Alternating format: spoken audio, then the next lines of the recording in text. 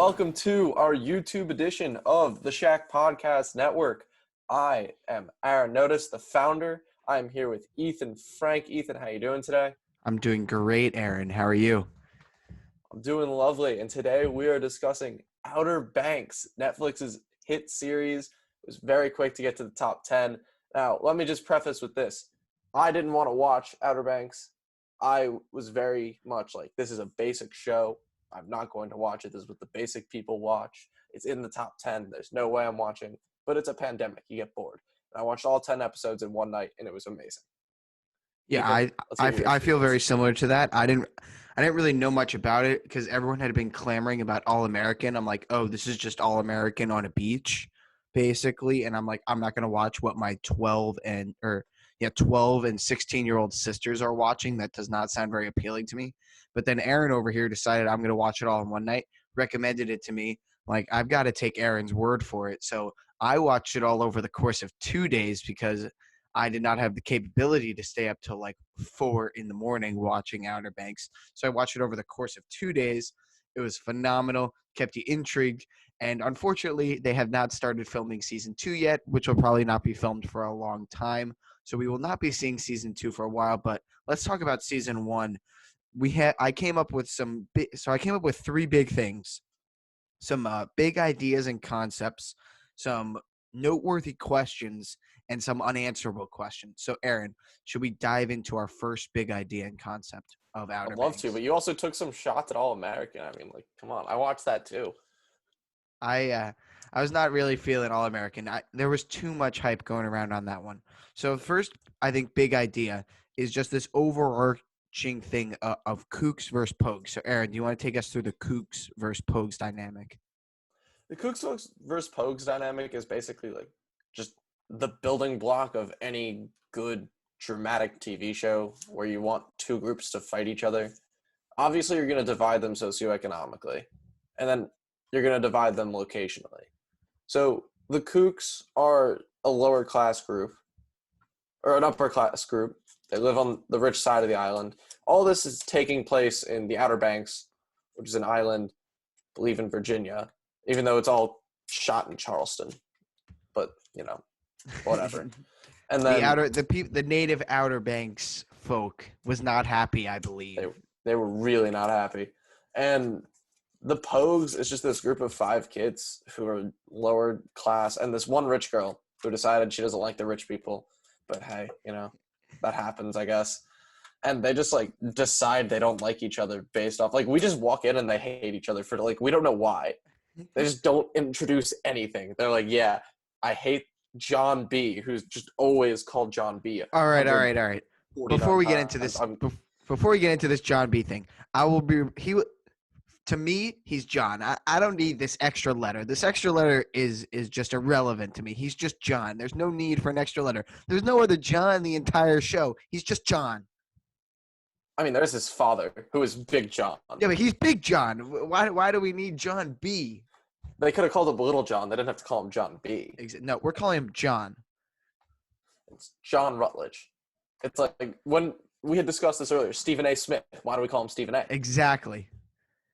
Because he wants us to. I'm not going to adhere to what the people want. He's just John. Like, I didn't know Stephen A. is trying to go on The Bachelor. Stephen S. John B. All right, John B. would let's be the youngest continue. Bachelor contestant of all time. All right, Aaron, get back to your point. We're not talking about The Bachelor here. So we've got Kooks and the Pogues, right?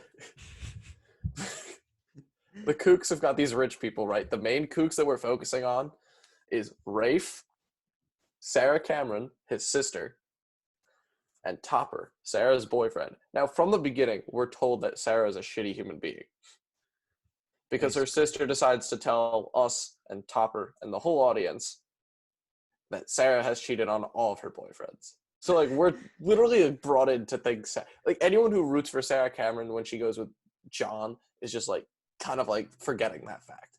Sarah Cameron cheats on all of her boyfriends. Yeah, Sarah is probably, she's not the least likable person in the whole show, but she's up there.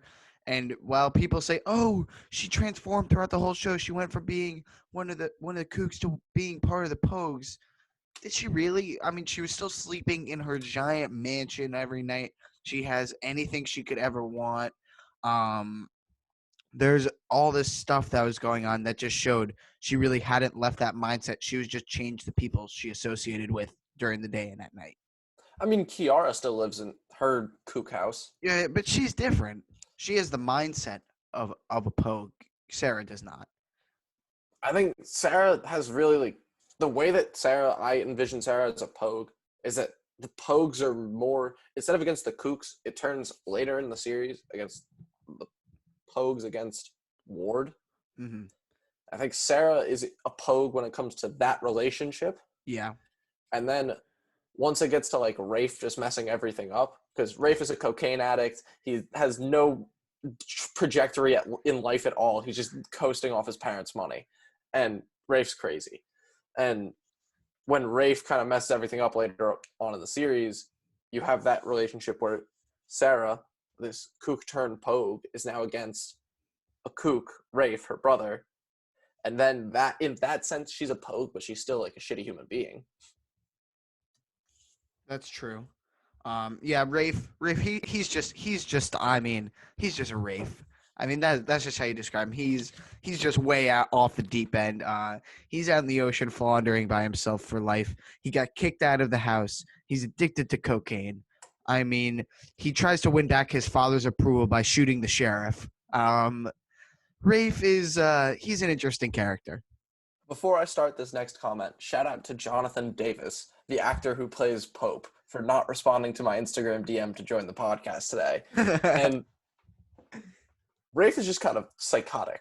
Like, Rafe is a cocaine addict who, like, plays golf with Topper all the time and hangs out with his, like, cocaine dealer, who's, by the way, if this was any other show or movie that wasn't Outer Banks and was, like, this teen drama, he would be, like, he's just trying too hard. He's trying to win an Oscar for Outer Banks. Like, you're not going to win an Oscar for a Netflix TV series. It's not even the right. Or it would be an Emmy, but it would be an Emmy, but he's not going to win an Emmy for his overacting of a cocaine dealer in Outer Banks. Yeah, I think that really sets the stage in that they show by like the clothing you're wearing and how your hair is and how your face looks, the difference between a kook and a pogue, because you see Topper and he's like what every girl wants, and he's wearing his polo shirts with his bright green shorts or bright pink shorts. They're playing golf. What else? You have that big festival where all the rich kids go. Yeah, Midsummer's where all the rich kids go. You have all that stuff. Well, I was more moving towards like when Rafe beats up Pope. Shout out Jonathan Davis again. When Pope is just doing delivery for his dad runs a good business in town, just gets people things. He's like a utility store, just a normal like pharmacy. He'll get you whatever you want. And Pope is delivering them to one of the local residents. And Rafe, who could literally just use his daddy's money and go buy it himself, decides he needs a beer now and beats up Pope during his delivery, like just almost murders the man. Yeah. To try and get some beer. That was really hard to watch. That was intense. That was like the show has like weird intense moments, but that's what makes it good too. 100%. So I think we've kind of gotten off track from what we were originally talking about, but you brought it back nicely there, Aaron, with the Pope scene.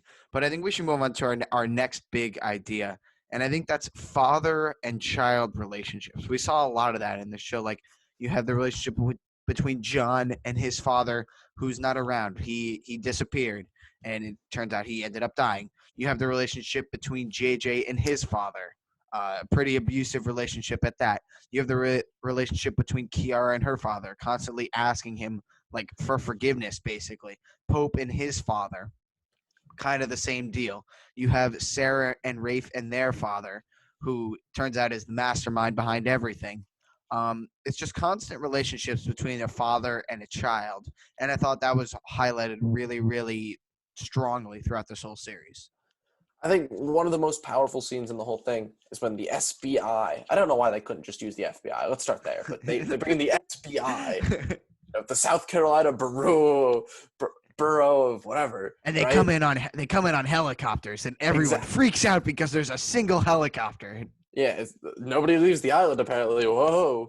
And they're all with like in the SBI tent, and like they've all come back from like pretty traumatic stuff with their dad. Obviously, JJ got beat by his dad after taking the fall for Pope because Pope is a merit scholar who doesn't want to throw his career away after sinking the boat. And Yeah, but he did throw his career away, so it doesn't he matter. did. It didn't really matter in the end, but and then they have the bail money, and then JJ just buys a what's it called, a hot tub, an above ground hot tub, like top 5 worst purchases an adult male makes in his life, and it was just like a mess. And his father just like alcoholic who's never up, and everything ends up being okay with like the father's dead at the end, right? I don't think so. I thought JJ like kind of like beat him up and then just ran away. Father doesn't show up to the SBI, but it No, showed. because he doesn't care about him. Oh yeah. Well, anyway, I said the Davises because shout out Jonathan Davis again. Pope's family really kind of takes him in when the SBI comes, and like you see that at the end of the day, these families really do love each other no matter what. Even with Kiara asking her father for forgiveness every day, and Pope messing literally his entire life up. Like if I have a chance to become not like a kook, but if I have a chance to go from Pope to like a merit scholar, like I'm gonna do it. I'm not gonna try and risk it, even if my friends are trying to find this treasure that killed his dad. Like Exactly. it just really it showed this like good full circle of familial relationships. And then you look at like Sarah and her brother John. I'm not even gonna get started with that today because I've had this argument. I'm gonna sidetrack for a second. I've had this argument with about 18 different people where Sarah and John Rutledge are brothers now. It's a full 2 days that they're brother and sister. Brother and sister. They have a brother and sister relationship for 2 days. They do undreamable things. Brothers and sisters should not be doing that. It is unreal what they do in this show. I feel like they kind of like glossed over that, but I don't think they're technically brothers. He was just his legal guardian. That doesn't mean he's his son. I understand that argument, but like your legal guardian like is your father figure, and to a sense it was to get the adoption people off of him, so like technically he's his dad for the time being, even though it's only 2 days that this like tiny bit happens before John and Sarah just like peace y'all. Like That's true. they're still brother and sister. I just want to mention while we're on the topic of Ward, I just want to mention top 5 thing in the entire series is Ward's voice. Top 5. Top 5.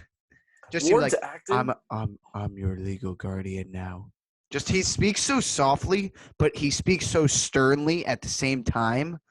It just makes it like that's why I feel like I was always drawn to Ward as a character, just because he seems like he's like a nice guy, just your suburban dad. He just seems like he's in it for you. He's a nice guy, but it turns out he was not. It turns out. Yeah, shout out to Charles Eston, the actor for Ward, and I really commend him. He did such a great job playing this like caring father figure in the beginning with this like soft tone and everything, and then it just turns really sinister, and he's able to flip-flop between this soft and caring character to this very sinister, like conniving evil person. So yeah, I think let's move on to our third big question. I think that let's keep focusing on Ward. So let's talk about Ward, Big John, and Scooter's relationship. I don't really know how they got involved with each other, but we know that Big John had been looking for the treasure for 20 years. I mean, it had been his life's mission. He finally figured it out. Him and Ward have a conversation about it. Scooter, I don't really know why he was involved. Maybe he was just friends with Big John. But Ward had like the resources they needed to be able to find the Royal Merchant. And then we have the whole big event that happened between Ward and Big John, which is in some of our big questions. So how do you think they all started getting involved in each other? And what do you think do you think they could have had a successful agreement had John and Ward not gotten into that argument? And why was Scooter not on the boat with them? I mean, what I can see is when you're like a native on the island, even when you see the merit scholars people come and interview Pope, like your goal in life is to get the treasure that the Royal Merchant had.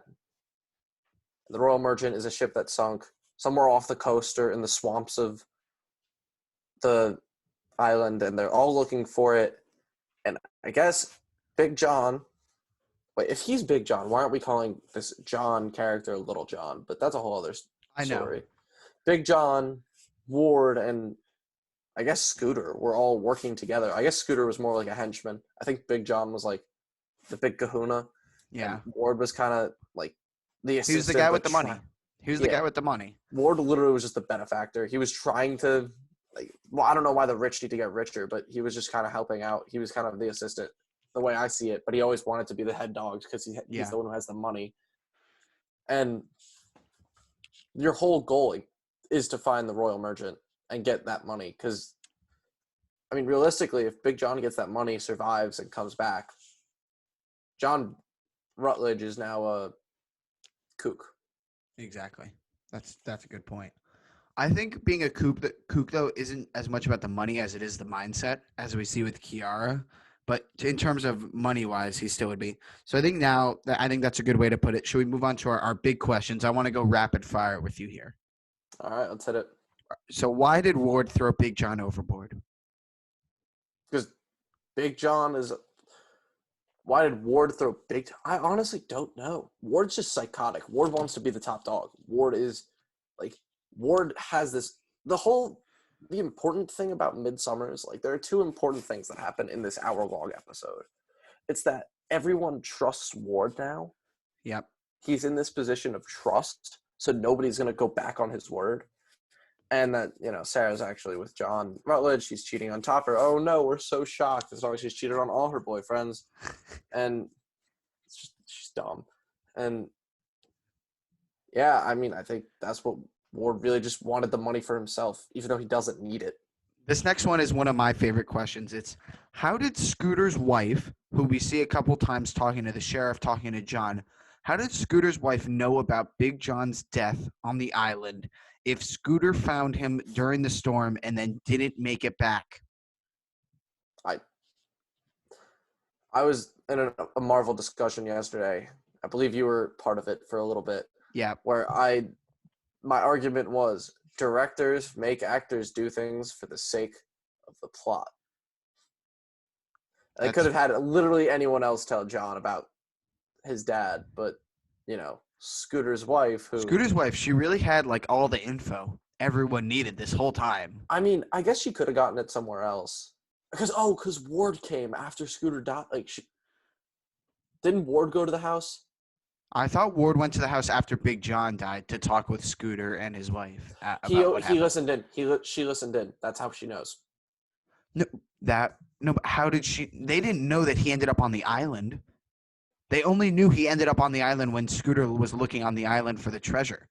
Well, that's like when they kind of just insert part of the story for, like, the sake of plot. Mm-hmm. Like, she can't. There's no way she knows everything, but they kind of inserted part of it for the sake of plot. Okay. Or maybe she found it. Who knows?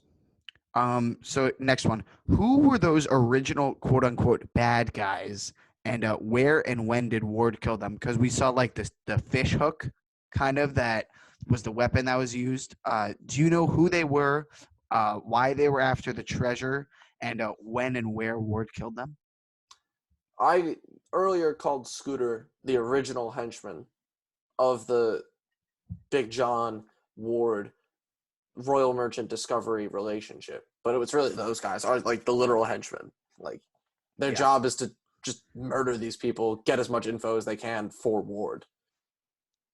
You think so? Yeah, they were definitely working for Ward. They couldn't have been working on their own. So you think he ended up killing his own people that were working for him? Yeah, he's crazy. That's interesting. He killed Big John, who was working with him. Well, I don't think that was not on purpose. Not on purpose. It was not on purpose. Not on purpose is a little bit of a stretch, bud. Okay. Question number 4. Why was Ward collaborating with the sheriff, and how did he get the compass for her? How did he get the compass from her? This is your classic villain, dirty cop connection. He needs info. She needs info. Swap. Rapid fire. But I don't understand how the compass would help him. Like, how would he know about Redfield? He didn't, obviously, because that's why he gave it to the John. Like, Lil Jon, we're calling him Little John now, Yeah, knew what Redfield little meant. or Lil. You can say John. There's no matter. I want to now Photoshop Lil Jon's face into that Usher song. Yeah, yeah, you know. Yeah. Oh, I'm gonna find the music video now. Yeah, Ward didn't understand what Redfield meant. Like the compass was no use for him. He just knew it belonged to Big John. He knew it was important. He didn't know how. And Lil Jon understood that Redfield was important. Yeah. So last question. What is Rose's involvement in everything? Do you think she's like the big mastermind behind everything, or do you think she's like just get the money and let's go? Who is Rose? John's isn't that or no, not Ward's wife. Isn't that Ward's new wife? Oh, Ward's wife. Yeah, because she's just a gold digger. Yeah. That was like the only impression I got. I watched like the first time she talked. I was like, wow, this is the biggest gold digger I've ever seen. Like, this is what Kanye was talking about. So yeah, not much to talk about with her. Now let's move on to some unanswerable questions I have. Okay, this is the first one after I watched the final episode with you, and then I texted this to you. How in the world did John and Sarah survive the storm? The plot, directors, I mean, TV. Like a full tropical storm. Oh yeah, we'll just casually sleep on top of this, on top of the bottom of the boat in the middle of the ocean. I mean, yeah, that's it. That the directors wanted them to survive. They survive. And then they're able to get the attention of a ship that's hundreds of thousands or thousands of yards away in the ocean. I mean, pretty unrealistic. No, I think stuff. the ship could have seen them. Honestly, they've got binoculars. You gotta just assume. Question number 2. So we saw John, with the help of JJ and Pope, get down the well to find the gold by himself under the crazy old lady's house. How did he get down that second time after he knew that Ward found out where it was? He ran All by himself. He ran. He just kind of did whatever he wanted. Again, it's just the plot. The plot pushes things along for like the sake of the show. Okay. Here's another one. I think this one's pretty good. Does nobody on this island have a phone? No one, not a single person. Let's also not forget. You're 16 years old in the year like 2019 or 2018. You don't have a freaking phone? Oh, what is this? The ferry that our friends Val and Vlad take to Chapel Hill. This is next on my list. Episode, this is next on my list. Goes through land. There is no ferry from the Outer Banks to Chapel Hill. In fact, it takes 4 hours, I believe, to drive from the Outer Banks to Chapel Hill. Shout out the Ringer for really presenting this information to me. It's a 4-hour, 3-minute drive after you take a ferry down to Nag's Head, which is just like an island a tiny bit south of, and it's dumb. I feel like they did a bad job of setting up the Little John and Sarah relationship because you could see it the whole time coming throughout that whole episode. I feel like they wanted to make it a bit more like spontaneous and like just an in the moment thing, even though they kind of built it up a little too much throughout the day, I think. They built it up too much throughout the day. That's an argument. I think there were tiny tidbits that kind of were like breadcrumbs towards a relationship. I think obviously like that kindergarten kind of relationship where you hate each other is always like, no matter how old you are, like especially in high school, that becomes a thing apparently. Mm-hmm. High schoolers, man, they're crazy. And it's like Val and Vlad, it's like a game, you know? You want to know these like fictional characters and like you realize that the fictional character is just kind of the human being and you want to be with them more often, I guess.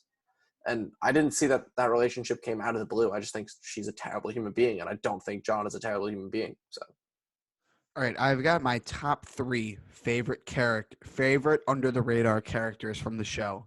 I just came up with them now in my head. I'm gonna give you a little time to think of yours while I talk about mine. Is that cool? Go for it. All right, so my first, Sarah's little sister. The worst. She's the worst character. No, she's great. She just says everything that comes to her mind. I just think it's hilarious. Wheezy Cameron is the worst. Well, one, she has a terrible name. But she did help Sarah occasionally, which brought some good favor in her mind. But she's just like her own free spirit at age 13. When she tried the alcohol on the beach with Topper, and then Sarah had to like hold her hair back as she threw up the entire night, I thought that was hilarious. Like, why is a 13-year-old drinking vodka? That was pretty good. Number 2, the fat police officer who The when deputy? no, not the guy with the mustache, the other guy, like the huge guy with like the guy with no neck. Ah, yeah. So when they picked up Little John, the child services woman, she's the worst, by the way. She's terrible. Yeah. And that big cop, and he's like, "Oh no, I just lost a photo of my dad. Can you let me out?" And the cop like gets out and starts looking for it. He's like, I can't find it. And then he's like, let me go look for it. And then John just gets out of the car and sprints away. And then watching that guy try to run and catch up to a 16-year-old skinny kid, I thought was pretty funny. And just the constant moments of him, like when at the end they're at the police station and Johns walks in the police station and that guy's right by the door, and they're like, "Don't move," and he's like, "See ya, no neck," and he just runs out the door.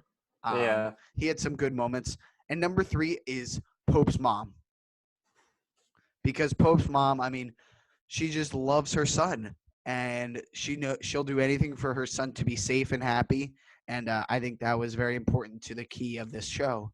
And parents were an essential part in making this show work, because without I know neither of our parents would just let us run off every single day and every single night just without talking to them throughout the day. But maybe that's what it was like back in the 80s and the 90s and 80s when there were no cell phones. Even though I don't know why there are no cell phones now. But what the thinking is that Pope's mom is overprotective, but in a sense that she just loves her son so much and she doesn't want anything bad to happen to him. They're all fair people, and I'll dive into mine now. My number 1, by far, my favorite character in the entire show is Kelsey. If you remember Kelsey, it's spelled like Travis Kelsey, the stereotypical token black friend in the rich kid posse. Like, Yes. He's just treated like absolute shit the entire show.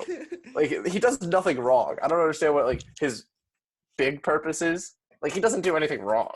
He's just kind of like there. And all the white kooks are like, "Shut up, Kelsey."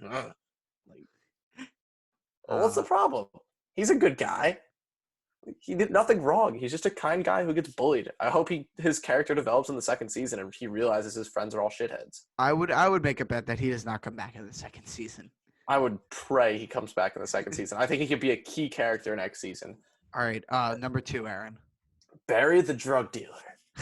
I know. I didn't want to pick Barry the drug dealer because I know you're a big fan of Barry the drug dealer. I talked about this a little earlier, but Barry the drug dealer is so funny because his name is Barry and he's a drug dealer. That's like the worst name for a drug dealer. And he looks like, if you could picture a drug dealer right now, you would think of Barry. Like, Yeah, they made probably. it so stereotypical. On a beach island, not in an inner city, like a beach island. Like, you're not thinking of just any random person in a hood. So that's great. That's a great point, because I was in Mexico a couple months ago before, the whole world was shut down.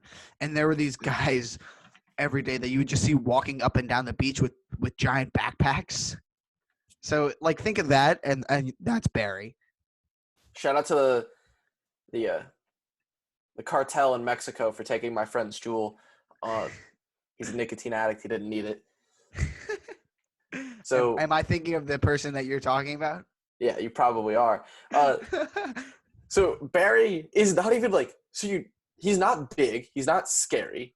He plays it like he's like trying to win an Emmy or an Oscar. Like he's just Barry. He's just Barry. He's Barry who's obviously watched a little too much Tarantino in his time and is just like small guy with long hair, ponytail in the back, motorcycle. Yeah. It just doesn't make sense. My third character isn't a character.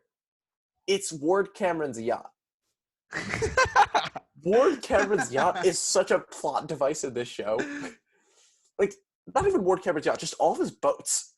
His yacht, my druthers, is just huge, and it just does whatever the plot wants it to. You want a jet ski so John can get out? Put-ya!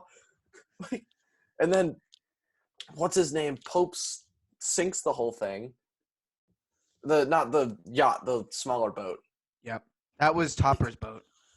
Oh, it was Topper's boat? Yeah, it was Topper's They're boat. all rich people. They're all the same thing.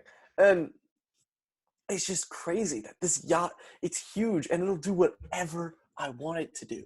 If I'm the director and I'm like, it's going to have a McDonald's in the back. Note to self.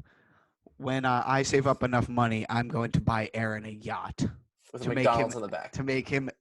happy for the rest of eternity. And then I'm just going to say, just one of those rich people. Just going to confuse two people's boats and be like, just one of those rich people, you know. All right. I have one final unanswerable question before we talk about our final thoughts. What happened to Ward's first wife, and who is the mom of Sarah, Rafe, and Wheezy? I don't think they talked about that once. So here's the thing. Rafe looks like the stepmom, but Rafe is also the oldest. So that doesn't make sense. Yeah. The stepmom also looks like she's a little in like mid-40s, maybe to mid-50s. Sorry if I'm wrong. Shout out to that actress. And she's the worst anyway. I don't care. And I don't know what happened. I mean, she probably realized Ward was a psycho. I've stumped you. This is a great question. No, either she realized Ward was a psycho, Ward murdered her, or it was just like a normal, I'm not feeling it anymore. I'm gonna get it's probably one. It's probably the second one. It's probably the second one. Honestly, knowing Ward, I wouldn't be surprised. Here, like my two predictions for second season: Kelsey's gonna be a key character. He's gonna become a Pogue or something. He's gonna do something big. I really wish that the sheriff had not been murdered and Ward was arrested, because I think like getting Ward like broken out. I think like getting a scene with like Ward breaking out of prison, I think would have been really cool. Also, in a place filled with rich people, how is it that like they call the cops and they get there? How is it that the sheriff can't get to a nice hospital very quickly? Like she gets shot in the stomach, she's not going to survive. And why is she only there by herself? Yeah, why is it that like honestly? Here's my original thought when I first watched the episode. Is Rafe's gonna? I didn't think Rafe was gonna shoot at Little John. So I'm sitting there thinking, Little John's gonna stay and help the sheriff, and Rafe is gonna get arrested. And then Sarah yells, "Run!" And I'm like, why is she saying run? Like, and then Rafe just starts shooting at her. Like Rafe could have killed him at any second. Like that was just dumb, Sarah. You're dumb. Yeah, really dumb. I really don't like Sarah Cameron. If you couldn't tell. Yeah, me either. I'm also not a fan of Kiara. I think she's kind of just like, I feel like she's kind of a selfish person, even though you don't really realize it. I think she's kind of led, like you had the moment with her and John in the first couple episodes where it kind of seemed like she was leading him on. You had the moments with Pope where it seemed like she was kind of then leading him on after John ran off with Sarah. JJ, I mean, he's just totally out of the picture. He's crazy. But it seems like Kiara is just trying to do things for her own gain. And while she likes hanging out with these people, it seems like she's always getting in arguments with everyone. My issue with Kiara, also, we haven't dived into the Kiara-Sarah Cameron relationship, which I'm going to touch on a little bit here. Kiara's kind of like their sister, but like a stepsister. So it's like a weird kind of like dynamic there. That's pretty good. Like it's just like a weird stepsister. What about like a like third cousin that you're really close with? No, I'd say stepsister. I'd definitely say stepsister. Okay, fine. Because she just like weirdly does things, just like awkwardly, and it doesn't even like make sense. And then her relationship with Sarah, the only reason that her and Sarah aren't friends because she realized that Sarah was fake. Then why is there a problem? Just don't be friends with this person if you realize she's fake. Like I also thought something really funny was when the three guys tricked Kiara and Sarah into being on that boat for the entire night. And you have the moment where they're trying to smoke a blunt and Sarah has no idea what she's doing. And then Kiara's like, "Have you ever done this before?" So it's like, like she's like mumbling her words and like slurring. And you have the two of them. Like that's something that would happen in real life, I feel like, if you wanted to get two people to get along, but it might end up much worse than what you think it might be. My other thing is like Sarah is presented as like the rich girl on the island, or not the rich girl, the hot girl on the island.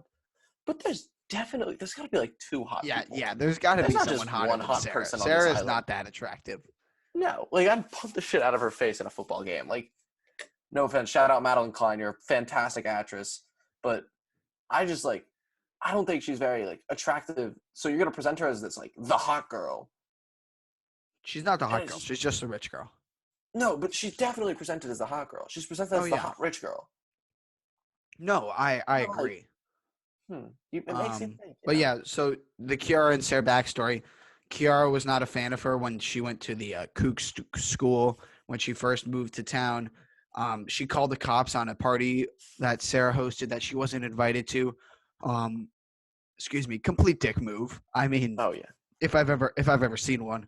Um, There's a so kid who yeah, did they that kind of when I was in high school. Ooh. so yeah, they kind of end up friends at the end of it, but I mean, there's still some animosity, as there always will be with relationships that were not uh, good before things turned into a. I don't know if you would say successful, but they were able to accomplish what they set out to accomplish, and they're not constantly bickering.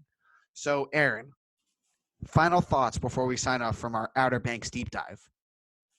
I want Kelsey to be a big part of season 2.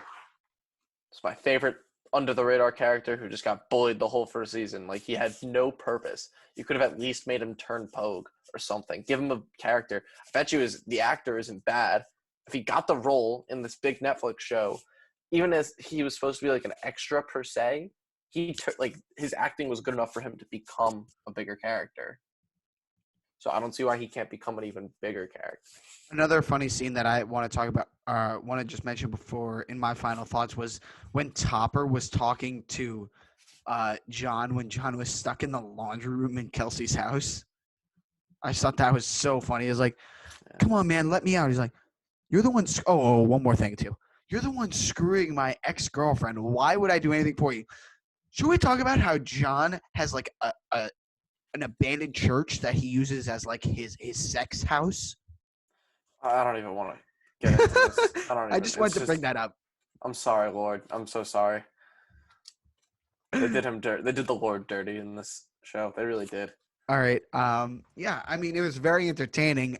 If you want something to do for 10 hours while you're bored, I highly recommend. We'll be doing some more podcasts like this on other shows, hopefully in the future. But Aaron, why don't you sign us off after this deep dive? Yeah, so this was a great deep dive on a great television show. Even though I complained about almost everything in the show, I really thoroughly enjoyed this television show. Even though I just literally sat here and complained for 38 minutes. It was lovely talking to you, Ethan. I cannot wait to do this again. We have a new website going up soon. Now, please have a good day. The Shack Podcast Network.